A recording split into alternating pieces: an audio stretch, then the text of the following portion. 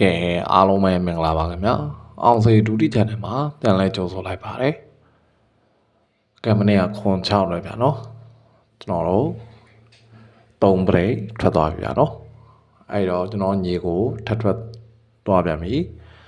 ကြံကနန်းတွေကပဲအပီးထပ်ထွက်သွားတယ်ဗျာနော်ကဲဒီနေ့ကျွန်တော်ကြံကနန်း3လုံးပဲရှိတော့တယ်ဗျာနော်2 8 9ပေါ့ဗျာနော်အဲ့ဒါလေးကိုကျွန်တော်1 chain နဲ့ကတ်မှာဖြစ်ပါတယ်ဗျာနော်ကဲဒီနေ့မနက်အတွက်ထိတ်စီရယ်မထီမပေါက်ကြီးရယ်1 chain ရယ်အကုန်လုံးကိုထုတ်ပေးထားပါတယ်ဗျာနော်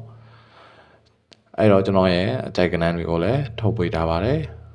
ပြီးရင်ကျွန်တော်အကြိုက်ဆုံး main ကွက်နှစ်ကွက်ကိုလည်းကျွန်တော်ထုတ်ပေးထားပါတယ်ဗျာနော်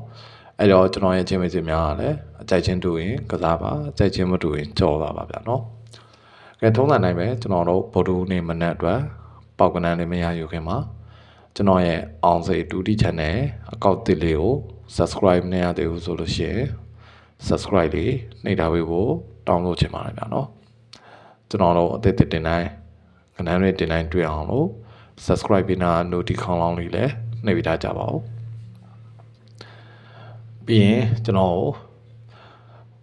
ဖုန်းဆက်ပြီးမေးနေတဲ့မိတ်ဆွေတွေကျွန်တော်တို့ဗုဒ္ဓမကျော်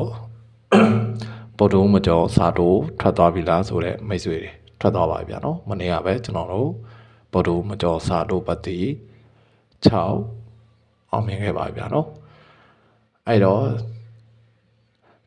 ကျွန်တော်ရဲ့ YouTube မိတ်ဆွေတွေအတွက်လည်းကျွန်တော်မွေးနန်းတွေစာတိုးပတ်တိရဲ့ပေးထားတာရှိပါတယ်ဗျာနော်အဲ့တော့ကျွန်တော်ရဲ့ချင်းမိတ်ဆွေများအားလုံးပဲဗုဒ္ဓနေ့မနက်မှာအားလုံးကံကောင်းကြပါစေလို့ဆုမွန်ကောင်းတောင်းပေးလိုက်ပါတယ်ခင်ဗျာ